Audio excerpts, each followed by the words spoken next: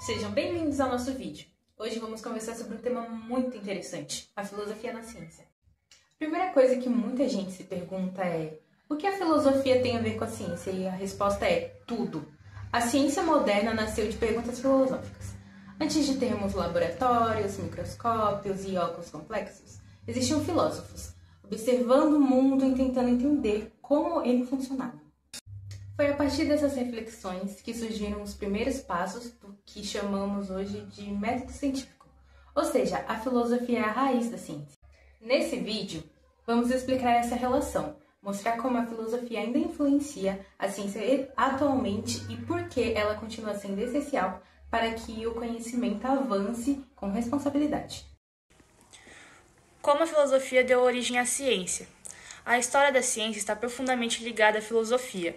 Na Grécia Antiga, filósofos como Tales de Mileto, Sócrates, Platão e Aristóteles já tentavam entender o mundo com base na razão e não mais em mitos.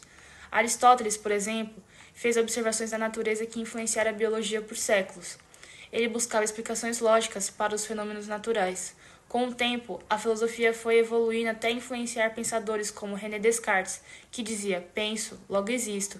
Ele defendia que o conhecimento deveria vir da dúvida e da razão. Já Francis Bacon propôs um método baseado em observação e experimentação, e assim surgiu o método científico. Esses pensadores estavam preocupados com a forma de pensar. Isso foi essencial para o nascimento da ciência moderna. Sem a filosofia, não teríamos uma base para confiar nos resultados da ciência.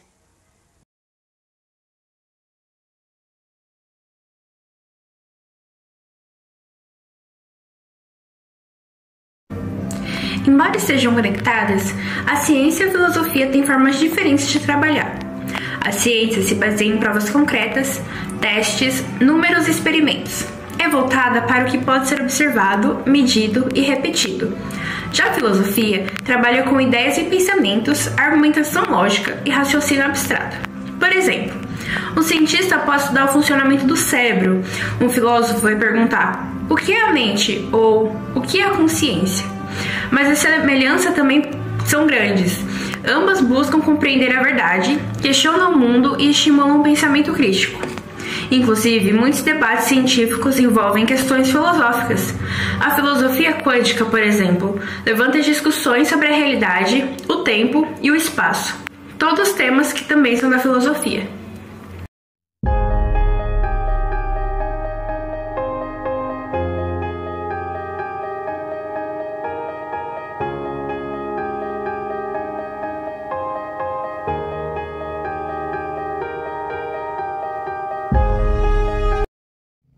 Bom, hoje em dia a filosofia continua sendo muito importante, principalmente no campo da ética científica. Com os avanços da tecnologia e da medicina surgem perguntas difíceis. Podemos clonar um ser humano? É certo fazer testes em animais? Devemos limitar o uso da inteligência artificial? Essas questões não têm resposta apenas com ciência. São questões morais e sociais que precisam da filosofia para serem discutidas. A bioética, por exemplo, é um campo que mistura ciência e filosofia para refletir sobre os limites das práticas médicas. A filosofia ajuda a garantir que o progresso científico respeite os valores humanos e a justiça social e os direitos da vida. Sem ela, a ciência poderia avançar sem pensar nas consequências. E a filosofia é freio e guia moral da ciência. Ao longo do vídeo, vimos que a filosofia é essencial para o desenvolvimento da ciência. Desde a antiguidade, ela impulsionou perguntas sobre a existência, a natureza, o conhecimento e a verdade. Mais do que isso, a filosofia continua nos ajudando a pensar sobre os limites éticos da tecnologia, os impactos das descobertas e as responsabilidades que temos com o futuro. Por isso, ao estudar ciências, também é importante estudar filosofia. Afinal, não adianta apenas saber como fazer algo, é preciso pensar por que fazer e para quê. Obrigado por assistir o nosso vídeo, esperamos que você tenha entendido melhor como a filosofia continua viva dentro da ciência. Até a próxima!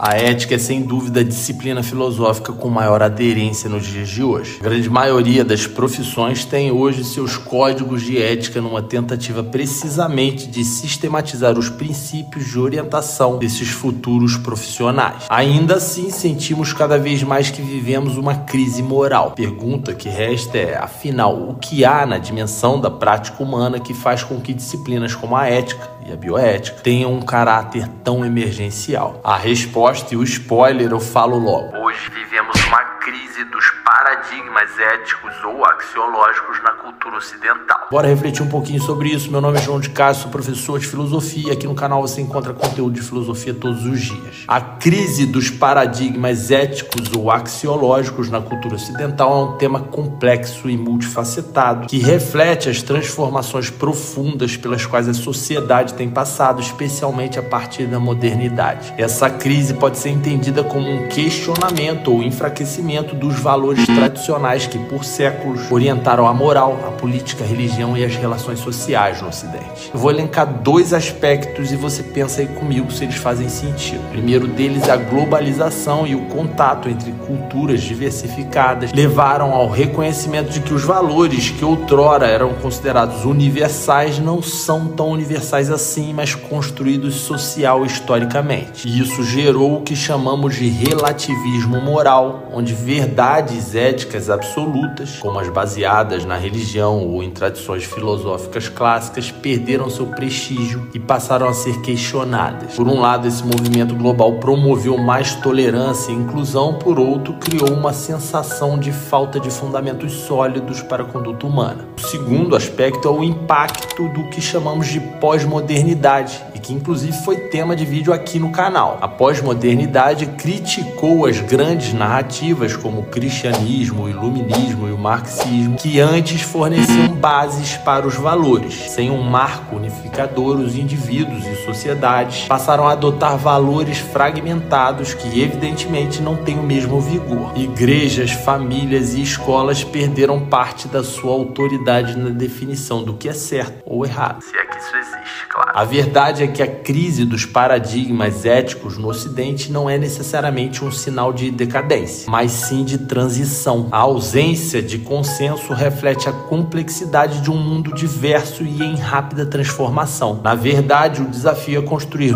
novos fundamentos que combinem liberdade individual, justiça social e respeito pela diferença. Pensa numa tarefa difícil, pois é. Amanhã eu tô de volta com mais filosofia por aqui. Se você gostou do conteúdo,